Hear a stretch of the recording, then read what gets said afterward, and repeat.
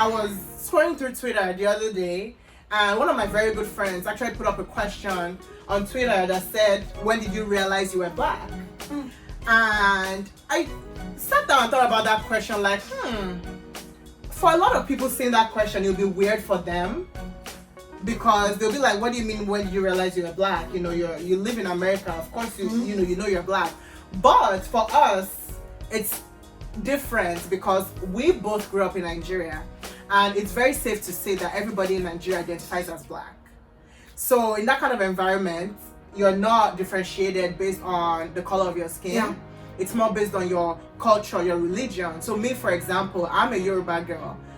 Up until when I came to America and I realized I'm not just a Yoruba girl. Now I'm not even Yoruba anymore. I mean, I'm still Yoruba, but that's like not my first identity. Yeah. My first identity is the fact that I'm a black woman. Yeah. You know? So for a lot of people, you know, hearing this kind of question might be like, wait, what do you mean? But that's the background of it. It's just because, like I said, where we grew up, being black is not your first identity. You being Yoruba, Hausa, Igbo, or you being Christian or Muslim, those are your first identities. And then we now go back to, oh, what school did she attend? Oh, she's that girl that goes to yada yada yada school or blah blah blah school. You know, the fact that you're black is not even a factor. Yeah, the color of your skin is not like, I mean, especially in Nigeria, I mean, it's probably different for other countries in Africa. I guess for me, I've left home, I think, and this is going to age me, since I was 8, since I've been away from home for probably the last 14 and a half years. And I would say probably half of those 14 and a half years, I was in England. Then I moved here in 2013, I believe.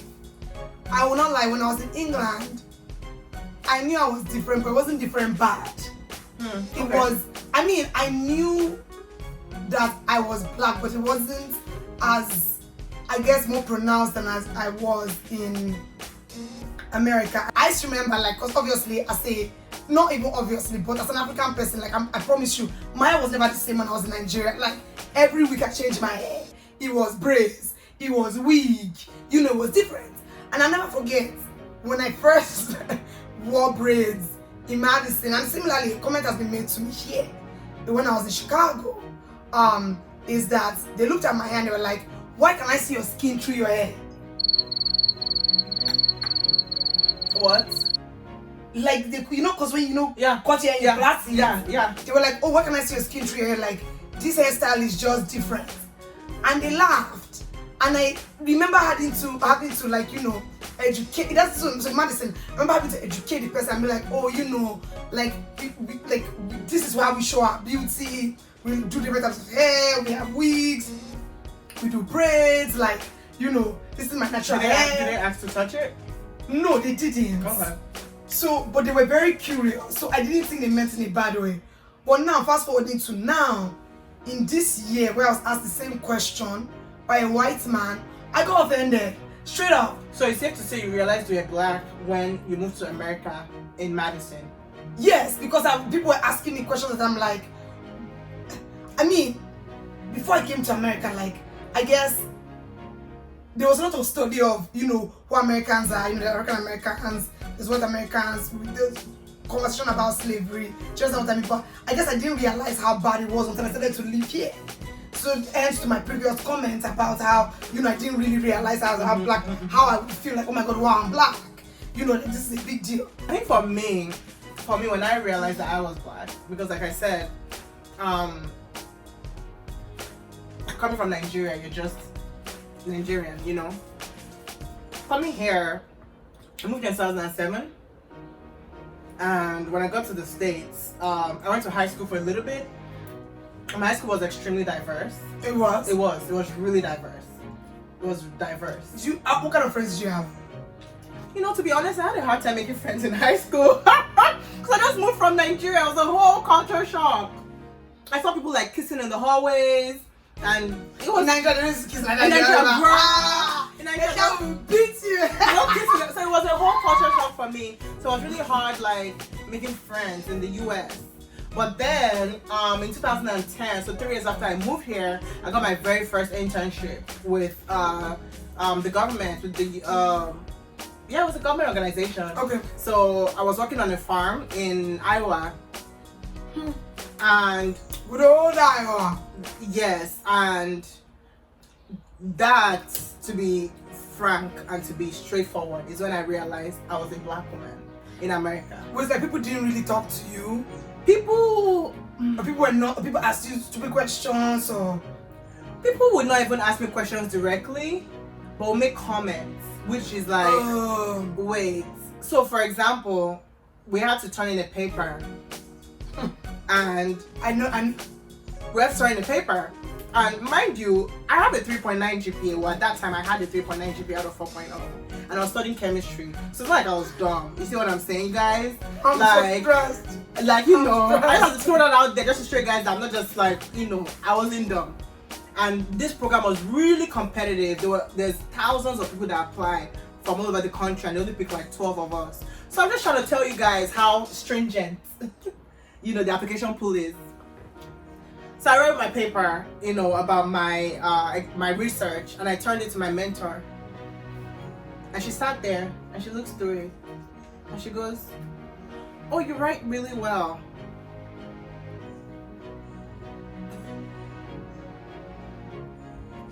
I didn't know the gravity of what she said. It's now in retrospect that I realized, like, wait, she said that because, I realized then, but now, like, there's obviously, now that I'm older, I've had more experience with race, there's a heavier gravity around what she said now. But then I did realize, so don't get me wrong, I did realize that what she said was wrong. And that's when I realized that she said this because I was Nigerian, because I was African, I was black. Because she wasn't expecting me to write that well for a black person. So her saying you write well, if I have to complete the sentence for I to be, you write well for a black person. So I was like, And then in other examples will be in the plants, and then people will be making comments about HIV, like, oh, if a mosquito bites someone with HIV and it bites you, because we're working on a farm, so obviously there are like bugs and stuff. Or if mosquito bites somebody with HIV and it bites you, does that mean you have AIDS? And then they'll look at me, and then they'll look at each other and like snicker and make all this snide comments. So at that time, just because of that difference, and because I felt so separated from them, from the people, more wine. and because because it was hard for me. It was hard for me to like make friends there. It was hard for me to like relate with them. That was like one of the smack realizations that you are black. Honestly, I think even in this day and age, when white people say, oh, I did not mean that in a restful way, or I did not mean that comment about your hair, or saying like, oh, you write well for, like, oh my God, you write well. Yeah. I feel like if they've educated themselves, if they understand other cultures of the world, we will not be where we are. And also if they learned the history of their grandparents, their great-grandparents, and understand all the struggle that we as black people had to go through, all of these comments will not just even be made. Yeah. Like, because there's this, I don't understand, like, even for me to sit down and explain to my co-workers, like, let's be very clear. Everybody thinks Nigeria is poor. Like, I have to show pictures of how, what Lagos looks like. Yeah. What Abuja looks like. Like, and everybody's like, oh my God, wow. The Africa they don't show you on TV. And everybody's like, wow. And I'm like, I was fortunate enough to travel through Eastern and Southern Africa for 2 months. And honestly, Africa is probably one of the most beautiful continents I've ever been. Please tell them. Really diverse, like a lot of wildlife, mountains, beaches, beautiful landscapes, But you name it. That's the northern part of Nigeria too as well. Abuja where I live. Oh y'all, come visit. Thank you. But people they don't show you that. They don't tell people, they don't teach people that. So that's why they think there's just nothing in this country. And to your point, it starts with education, like in the school system. And also starts with, God, I'm sweating, people. I'm sweating because it also starts with us educating them. It shouldn't be our job per se, but it should be our job. But they should read. So, okay, hold on a second. Even though I said they educate us in Nigeria, which I said is the truth, is the truth. Thank God, we always diss the Nigerian system, but at least they're good for one thing. Do you understand? and many other things by the grace of God, you know, many other things. But even though I say that, right, we always equip ourselves to learn. Like, come on, when we're traveling, before we go somewhere, we Google the culture. We know what's acceptable, we know what's not acceptable. So why is it that they feel like they are God and heaven? Yeah. And they cannot Google to understand different countries in Africa? I hear somebody ask me from Africa, like really though? Really though? Like, duh. Like, no shit, Sherlock. Like, do you want to be specific where I am from in Africa? I don't know. So before I just keep going on and on, left and right, roundabout, where do we go from here? Because I don't know what I'm going to do. I can just hide in my house and continue hiding in my house. I think what I've learned over the years, for me, is the fact that you have to speak up. That's what I do. Like I said, How do you speak up? Correct people. So, you know, there's always the connotation also as well. Because I'm trying to play devil's advocate. Yeah. Angry black woman or angry black person. Let me be the angry black woman. I have every reason to be angry. Of course I'm angry. You will tell them. Of course I'm angry. When you're telling me that I write well, me with 3.9 GPA, telling me that, what kind of insult is that? Of course I write well. Because they will not say that to a white. They will not say that to a white person. Yes, I'm an angry black woman. Don't treat me. If you don't want me to be angry, don't treat me like that. Don't go and be rubbing my skin, telling your son that, oh, it doesn't rub off. Even if it rubs off, are you mad? But now you have to educate them. That's where we go from here. To circle back to your question. Okay, so let's say you have to educate them. People. Let's say you educate them and they're not listening. Then someone else will educate them. Like You're gonna lose your job. It's up to us as black people to take it upon ourselves.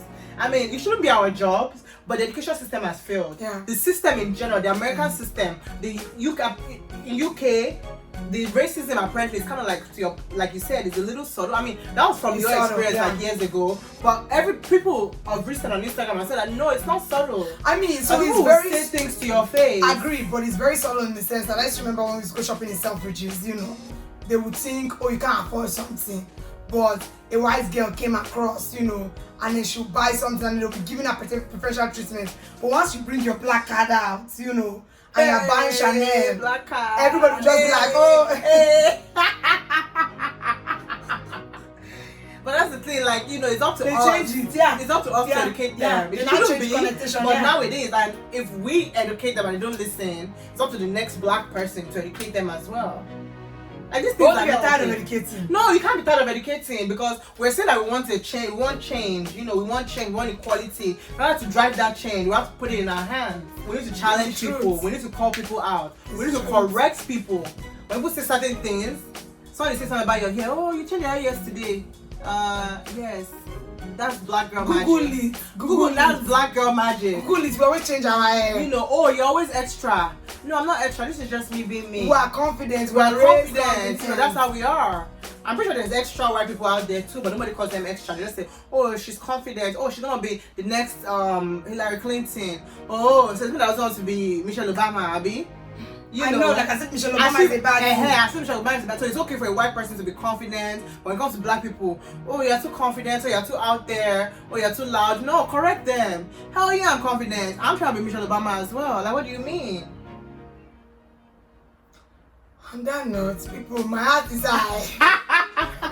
My heart is high. Thank you for joining us on this topic. Please like, subscribe, press the bell button. Say to do. Ting. Ting. Honestly, that's all I can offer after this conversation. Ting is ting I can offer because it has been a lot. Till next time, folks. Adios. You know, stay safe. You know. Bye. Bye.